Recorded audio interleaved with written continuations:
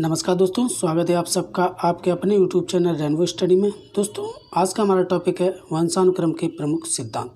जैसा कि हम लोग आनुवंशिकता व वातावरण को पढ़ रहे थे, जिसमें हमने आनुवंशिकता व वंशानुक्रम के नियम और वंशानुक्रम का अर्थ वो पिछले वीडियो में कंप्लीट किया था। आज के इस वीडियो में पढ़ेंगे वंशानुक्रम के प्रमुख सिद्धांत। आइए शुरू करते हैं आज के टॉपिक वंशानुक्रम के प्रमुख सिद्धांत।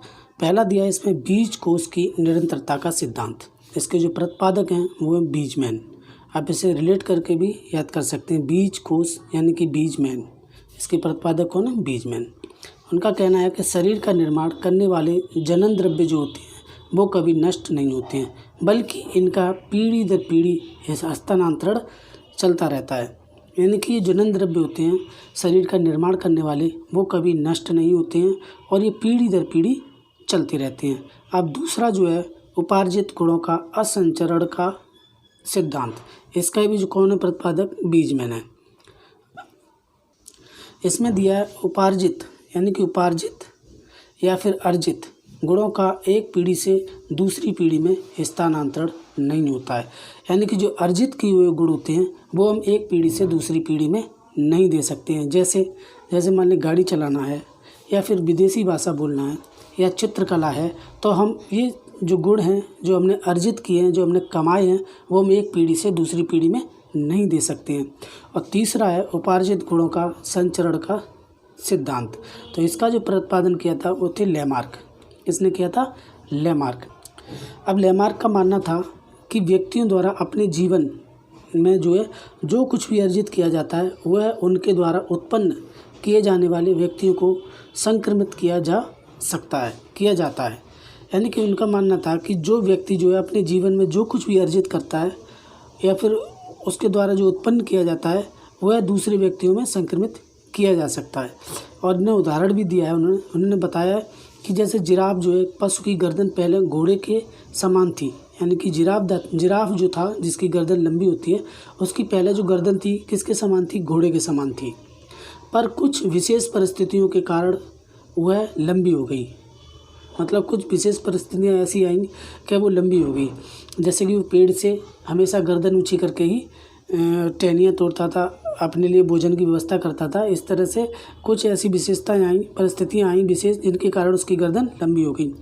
कालांतर में उसकी लंबी गर्दन का गुण अगली पीढ़ी में संक्रमित होने लगा। उन्होंने कहा कि ये जो गुण लंबी गर्दन वाला वो अगली पीढ़ी में भी संक्रमित होने लगा।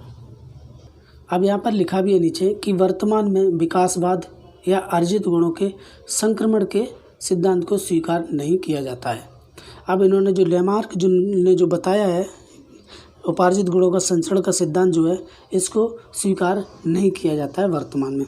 अब बाकी चौथा जो आता है वो है मेंडल का सिद्धांत।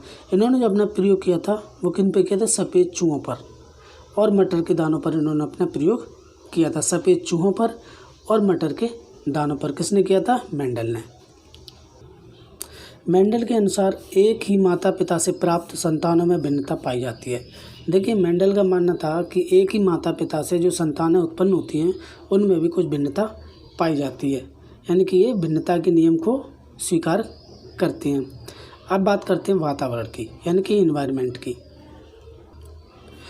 पर्यावरण शब्द का अर्थ होता है पर धन आवरण, यानी कि हमारे चारों ओर से घिरा हुआ आवरण वातावरण कहलाता है।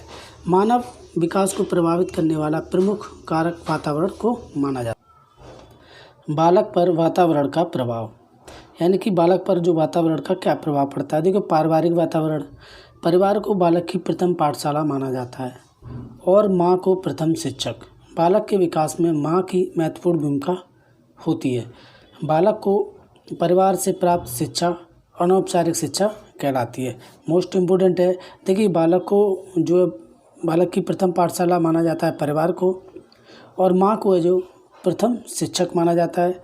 और जो भूमिका होती है, शिक्षा जो प्राप्त करता है बालक अपने परिवार से, उसे अनौपचारिक शिक्षा कहा जाता है। अब देखिए विद्यालयी वातावरण।